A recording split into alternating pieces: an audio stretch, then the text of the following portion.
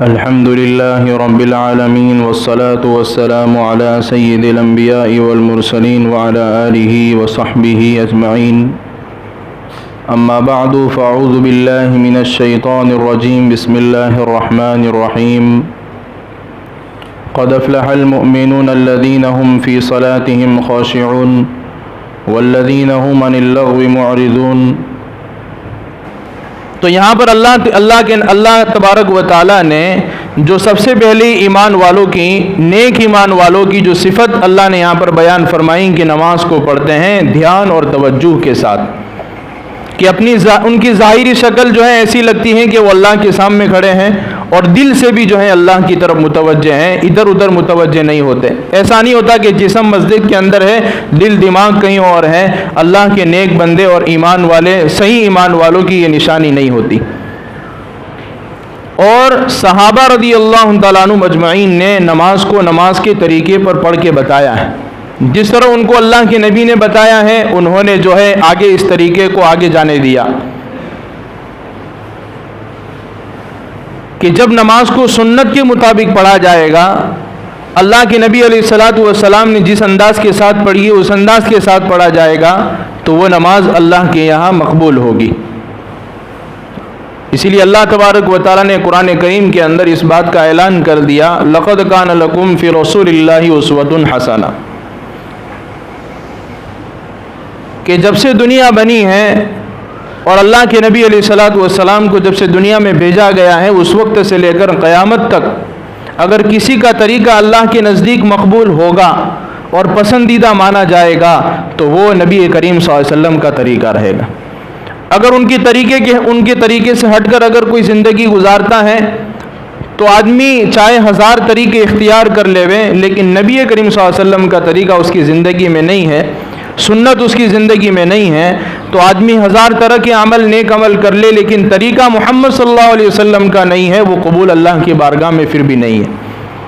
اسی لیے ہم جو ہے نماز پڑھتے ہیں لیکن نماز کو سنت کے مطابق بنانے کی کوشش ہو. آدمی سب سے پہلے نماز پڑھتا ہے تو اس کے اندر نیت کرتا ہے. اچھا، بعض مرتبہ بہت سارے لوگوں کو یہ شکایت ہوتی ہے کہ نماز کے اندر بہت سارے برے خیالات بھی آتے ہیں. یہ خیالات کیوں آتے ہیں؟ اس لیے آتے ہیں خیالات کہ ہم نے نماز پڑھتے ہوئے کبھی یہ خیال دل میں آیا ہی نہیں کہ میں سنت کے مطابق نماز پڑھتا ہوں کہ نہیں پڑھتا، میرا رکوع سنت کے مطابق ہوتا ہے یا نہیں، میرا سجدہ سنت کے مطابق ہوتا ہے یا نہیں، میرا کھڑا رہنا سنت کے مطابق ہوتا ہے یا نہیں. اگر آدمی یہ سوچ کر نماز پڑھے اور اس کے دل کے اندر دماغ کے اندر یہی ہو کہ میرے اللہ اکبر سے لے کر سلام تک جو ہے سنت کے مطابق نماز ہونی چاہیے، تو دنیا کے خیالات اس کی نماز میں نہیں آئیں گے. یہ سوچ کر نماز پڑھنی ہے کہ جس طرح اللہ کے نبی صلی اللہ علیہ وسلم نے نماز پڑھ کر امت تک پہنچائی ہے اسی طریقے پر مجھے بھی پڑھنی ہے. تب آدمی کے جو ہے نماز کے اندر سے جو دنیا کے خیالات اور شیطانی خیالات آتے ہیں وہ نہیں آئیں گے. یہ طریقہ ہے ایسے خیالات کو دور کرنے کا کہ آدمی سوچے کہ میری نماز سنت کے مطابق ہو رہی یا نہیں، یہ سوچ کر نماز پڑھے. اور دوسرا یہ بھی سوچیں کہ میں کس کے دربار میں کھڑا ہوں. اگر کوئی بھی آدمی جو ہے چھوٹے سے چھوٹے حاکم کے پاس چلا جاتا ہے تو اس کے دربار کا ادب کرتا ہے، وہاں جو ہے ادھر ادھر کی بات نہیں کرتا، اس کے سامنے ادب سے کھڑا رہتا ہے. وہ اگر کہے بیٹھنے کا تو بیٹھ جاتا ہے، وہ اگر کہیں کہ کرسی پر نہیں بیٹھنا ہے کھڑا رہو تو کھڑا رہتا ہے. یہ ادب کرتا ہے اس کا. اور میں اور آپ تو جو ہیں اس بادشاہ کے سامنے کھڑے ہیں جو بادشاہوں کا بھی بادشاہ ہے، احکم الحاکمین ہے، رب العالمین ہے، رب کائنات ہے، تمام جہانوں کا سردار ہے، تمام جہانوں کا مالک ہے، تمام مخلوقات کو پیدا کرنے والا ہے. اس دربار کے اندر کھڑے رہ کر میری اپنی نماز، میرا اپنا رکوع، میرا اپنا سجدہ، میرا اپنا قیام سنت کے مطابق نہ ہو تو کیا یہ نماز اللہ کی بارگاہ میں قبول ہوگی؟ اس لیے نماز کو سنت کے مطابق بنانے کی کوشش کرنا. سب سے پہلے آدمی نیت کرتا ہے. بعض مرتبہ آدمی یہ سوچتا ہے کہ بھئی نیت کرنے کے اندر زبان سے نیت کرنا ضروری ہے، حالانکہ نیت کہتے ہیں دل کے ارادے کو. نیت کس کو کہتے ہیں؟ دل کے ارادے کو نیت کہتے ہیں. لیکن بعض آدمی یہ سمجھتے ہیں کہ نہیں، زبان سے بولنا ضروری ہے، اور اتنا لمبا چوڑا بیان اعلان کر دیتا ہے اپنے اعتبار سے، میں 4 رکعت ظہر کی نماز پڑھتا ہوں پیچھے اس امام کے، میرا منہ کعبہ شریف کے سامنے، واسطے اللہ کے، اتنا سارا کہنے کی ضرورت آدمی کو نہیں ہے۔ بس یوں خیال دل میں کر لیا کہ 4 رکعت نماز پڑھتا ہوں پیچھے اس امام کے، یہ اس کی نیت ہو گئی۔ زبان سے کہنا ضروری نہیں ہے، تم جتنا زبان سے کہہ رہے ہو وہ تو تم خود عمل میں لا رہے ہو۔ پیچھے اس امام کے تو وہ تو کھڑا ہی ہے، میرا منہ کعبہ شریف کے سامنے، وہ تو پہلے سے ہی ہے۔ تو صرف دل کے اندر ارادہ ہونا چاہیے کہ میں 4 رکعت نماز پڑھتا ہوں پیچھے اس امام کے ظہر کی، بس بات ختم ہو گئی۔ تو سب سے پہلے نیت ہوگی، نیت کے بعد آدمی جو ہے اپنے ہاتھ کو اٹھائے گا، تو ہاتھ اٹھانا بھی جو ہے سنت کے مطابق ہو۔ حدیث پاک میں نبی کریم صلی اللہ علیہ وسلم نے اس کا طریقہ بھی بتایا ہے، مکمل لمبی چوڑی حدیث ہے، پورا نماز کا طریقہ اس کے اندر موجود ہے۔ اللہ کے نبی علیہ الصلاۃ والسلام نے یہ طریقہ بتایا کہ جب اپنے ہاتھ کو اٹھاؤ تو کانوں تک اٹھانا ہے، اور ہاتھ کو اٹھانے کے وقت بھی تمہاری ہتھیلی قبلے کی طرف ہونی چاہیے، تمہاری چاروں انگلیاں جو ہیں آسمان کی طرف ہونی چاہیے۔ بعض مرتبہ آدمی جو ہے اس طرح نیت باندھتا ہے کہ دونوں ہتھیلیاں جو ہے اس کے کانوں کی طرف ہوتی ہیں، قبلے کی طرف نہیں ہوتی ہے، تو یہ بھی سنت کے خلاف ہے۔ بعض مرتبہ ہتھیلیاں آسمان کی طرف ہوتی ہیں، یہ بھی سنت کے خلاف ہے۔ سنت کے مطابق جو ہاتھ اٹھانا ہے وہ دونوں ہتھیلیاں ہماری قبلے کی طرف ہوگی، اور انگلیاں اپنی حالت پر ہوگی، اور چاروں کی چاروں انگلیاں جو ہیں آسمان کی طرف ہوگی۔ تو اس طرح جو ہے نیت باندھنی ہے، اور نیت باندھنے کا طریقہ جو ہے اللہ اکبر کہہ کر نیت باندھے۔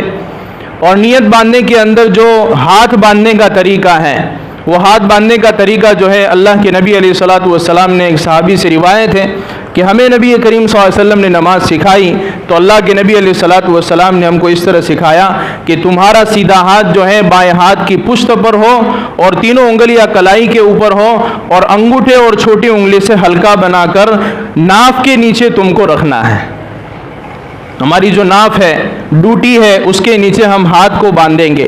بعض مرتبہ کوئی ایسے ہاتھ باندھا ہوتا ہے، کوئی کسی نے ایسے ہاتھ باندھا ہوتا ہے، یہ سارے جو ہے طریقے سنت کے خلاف ہیں۔ اصل جو طریقہ ہے، یہ ہماری جو ہتھیلی ہے وہ اس پشت پر ہوگی، اور یہ تینوں انگلیاں کلائی کے اوپر ہوگی، اور یہ انگوٹھے اور چھوٹی انگلی سے ہم ہلکا بنا دیں گے۔ اس کو جو ہے وہاں تک پہنچانا ضروری ہے، جہاں تک جائے جانے دے۔ اور یہ ہاتھ جو ہے بعض مرتبہ لٹکا ہوا ہوتا ہے، تو اس کو جو ہے اندر رکھنا ہے، اور ڈوٹی کے نیچے، ناف کے نیچے ہاتھ باندھ دینا ہے۔ تو یہ ہمارا جو ہے ایک قیام ہو گیا، ہم کھڑے ہو گئے۔ اور پھر جو ہے مستقل جو ہے ثنا پڑھنی ہے، قرات کرنی ہے، سورہ فاتحہ پڑھنی ہے، اور اس کے اندر بھی قرات کے اندر بھی سنت کے مطابق قرات کب ہوگی؟ جب ہمارے الفاظ صحیح ہوں گے، ہم کو قرآن آتا ہوگا۔ بعض مرتبہ آدمی وہی نماز پڑھ رہا ہوتا ہے جو بچپن کے اندر پڑھی ہوتی ہے، 55 تک وہی چل رہی ہوتی ہے، وہی سورہ فاتحہ ہے، بہت ساری غلطی۔ آدمی کسی کے پاس بیٹھ جائے، جاننے والے صاحب کسی آدمی کے پاس جس نے قرآن اچھا سیکھا ہے، کسی امام صاحب کے پاس بیٹھ جائے اور کہے بھئی میری سورہ فاتحہ سنو، تو الحمد سے لے کر جو ہے ولضالین تک جو ہے آدمی کی 10 غلطیاں چلی جائے گی، کیونکہ سیکھنے کا اہتمام کیا ہی نہیں کبھی آدمی کے دل میں خیال آئے نہیں بھئی میں نماز پڑھتا ہوں، میرا قرآن اندر صحیح ہے یا نہیں ہے۔ چھوٹی سی غلطی کی وجہ سے آدمی کی پوری نماز جو ہے فاسد ہو جاتی، چاہے کتنی دھیان کے ساتھ پڑھی ہو۔ کیوں کہ قرآن جو ہے وہ اللہ کا کلام ہے، اس کو جس انداز کے ساتھ نبی کریم صلی اللہ علیہ وسلم نے پڑھنے کا حکم دیا ہے اور بتایا ہے، اس انداز کے ساتھ ہی پڑھنا ہوگا۔ اگر اس انداز سے ہٹ سے پڑھا ہے تو پھر اس کی نماز جو ہے ہو تو جائے گی، لیکن جیسا اس کا ثواب ملنا چاہیے، جو ثمرات حاصل ہونے چاہیے، وہ آپ کو نہیں ملیں گے۔ تو جو ہے قرآن کو صحیح پڑھنے کی کوشش کرنا۔ پھر اس کے بعد جو ہے رکوع میں جائیں گے، رکوع میں جاتے ہوئے ہماری جو پیٹھ جو ہے بالکل سیدھی ہو، ٹیڑھی نہ ہو، جو ہے سر اس کے برابر میں ہو، سرین اس کے برابر میں ہو، ہاتھ جو ہے گھٹنوں کو ہاتھوں کے ذریعے سے گھٹنوں کو مضبوط پکڑنا ہے، پیر ہمارے سیدھے ہو، اور نظر ہماری جو ہے پیر کی طرف ہو، انگوٹھے کی طرف ہو، اور اس کے اندر سبحان ربی العظیم 3 مرتبہ، 5 مرتبہ، 7 مرتبہ تک پڑھ سکتے ہیں، طاق عدد کے اندر پڑھنا ہے۔ اور پھر جب رکوع سے اٹھیں گے تو اس کو کہتے ہیں قوما، سمی اللہ لمن حمیدہ ربنا ولک الحمد۔ بعض مرتبہ آدمی اس میں بھی غلطی کر جاتا ہے کہ جیسے ہی اٹھا نہیں ہوتا فوراً سجدے میں چلا جاتا ہے، حالانکہ یہ کھڑا رہنا جو ہے وہ واجب ہے کہ اتنی دیر کھڑا رہیں جتنی دیر جو ہے سبحان اللہ کہا جاتا ہے، اور سمیع اللہ لمن حمیدہ ربنا ولک الحمد اتنی دیر کھڑا رہے گا تو اس کا جو قومہ ہوتا ہے سیدھا کھڑا رہنا وہ صحیح طریقے پر ہوگا۔ پھر سجدے میں جائیں گے، سجدے میں جاتے ہوئے سنت طریقہ یہ ہے کہ آدمی سیدھا سجدے میں جاوے، پہلے سے ہی جو ہے ٹیڑھا نہ ہو جائے، جب تک گھٹنوں کو زمین پر نہ رکھ لیں تب تک اس کا بدن بھی سیدھا ہو اور اس کا سر بھی سیدھا ہو۔ جیسے ہی گھٹنوں کو رکھا پھر جھکے، جھکتے وقت سجدہ کرتے وقت سجدے کا سنت طریقہ یہ ہے، حدیث پاک میں جو بیان کیا گیا کہ پہلے جو ہے گھٹنوں کو رکھنا ہے، پھر اس کے بعد ہاتھ آتے ہیں تو ہاتھوں کو رکھنا ہے، پھر اس کے بعد ناک آتا ہے، پھر ناک کو رکھنا ہے، پھر پیشانی کو رکھنا ہے۔ اور اس کے اندر بھی سجدہ کرنے کے اندر سنت طریقہ یہ بتایا کہ جو ہے بالکل جو ہے اپنے بازوؤں کو اندر نہیں کر لینا، کہ بازو جو ہے ہمارے ہاتھ جو ہیں وہ پہلیوں سے الگ رہیں گے، اتنا نہیں کہ بازو والے کو تکلیف ہو، اتنا کہ بس اس سے دور ہو جائے۔ تو یہ سنت طریقہ ہے۔ سبحان ربی الاعلیٰ پڑھنا ہے اور 3 مرتبہ پڑھے، 5 مرتبہ پڑھے، 7 مرتبہ پڑھے، اور پھر جب ایک سجدے سے کھڑے ہوئے تو دوسرے سجدے کے اندر بیٹھیں گے، اس کو قومہ کہتے ہیں۔ جیسے ہی کھڑا ہوا پہلے سجدے سے فوراً دوسرے سجدے میں چلا گیا، یہ طریقہ غلط ہے۔ بیٹھے، ایک مرتبہ سبحان اللہ کہنے کے برابر بیٹھیں، پھر دوسرا سجدہ کریں۔ پھر جب ہم دوسری رکعت مکمل کریں گے اسی طرح سنت کے مطابق، پھر دوسری رکعت میں آئیں گے، چوتھی رکعت میں پھر جو آخر میں جو قاعدہ ہوتا ہے اس کے اندر التحیات پڑھی جاتی ہیں، درود ابراہیم پڑھی جاتی ہیں، دعائیں معصورہ پڑھی جاتی ہیں۔ تو جو قاعدے کا طریقہ یہ ہے، قاعدے کے اندر جب بیٹھیں تو اس کے اندر جو ہے اس طرح انداز کے ساتھ بیٹھیں کہ ہماری نظر جو ہے گود کے اندر ہو، اتنا بھی نہ جھک جائیں کہ پورا نیچے جھک جانا ہے، کہ ہماری نظر جتنی گود میں جاتی ہے اتنا سر کو جھکانا ہے۔ پھر سر کو جھکانے کے بعد جو ہے ہماری انگلیاں ایک دم اتنی نیچے نہ ہو کہ نیچے لٹک رہی ہو، بلکہ گھٹنے کے سرے پر آ جاوے، گھٹنے کے کنارے پر آ جاوے، اتنی انگلیاں رکھنی ہیں۔ التحیات پڑھیں گے، درود ابراہیم پڑھیں گے، دعائے معصورہ پڑھیں گے، اور بیٹھنے کا انداز بھی ایسا ہو کہ ہمارے سیدھے پیر کی انگلیاں جو ہیں کھڑی ہو، اس طریقے پر ہو کہ انگلیاں قبلے کی طرف ہو، اور جو ہے الٹا پیر جو ہے بچھا کر اس پر بیٹھ جانا ہے۔ پھر اس کے بعد سلام پھیر لینی ہے جو سنت کے مطابق ہے۔ اللہ کے نبی علیہ الصلوۃ والسلام نے اس بات کا حکم دیا کہ سلام اس انداز کے ساتھ پھیرو کہ تمہارا جو سیدھا گال ہے وہ پیچھے والے کو نظر آنے لگے، اور پھر یہاں پر آئیں گے بیچ میں دوسرا سلام بھی اس انداز کے ساتھ پھیریں گے کہ تمہارا الٹا گال جو ہے پیچھے والے کو نظر آئے۔ یہ سنت کے مطابق جو ہے مختصر انداز میں نے آپ حضرات کے سامنے نماز کا طریقہ پیش کیا ہے۔ یہ صرف سننے سے نہیں ہوگا، آخر میں بات کہہ دوں، یہ سننے سے جو ہے ہم کو سنت طریقہ نہیں آ جائے گا، سنا کان کے اندر آیا دل کے اندر اتر گیا، نماز کا طریقہ جو ہے ہمارا صحیح ہو گیا، بلکہ کسی عالم کے پاس جا کر جو ہے اس کو صحیح کرنے کی کوشش کرنا، کہیں بھائی ہم کو نماز سیکھنی ہے، اب میں نماز پڑھتا ہوں، کہیں غلطی ہو تو آپ مجھے جو ہے رہنمائی کر دیں۔ اللہ تبارک و تعالی ہم سب کو پوری زندگی سنت کے مطابق نماز پڑھنے کی توفیق عطا فرمائے۔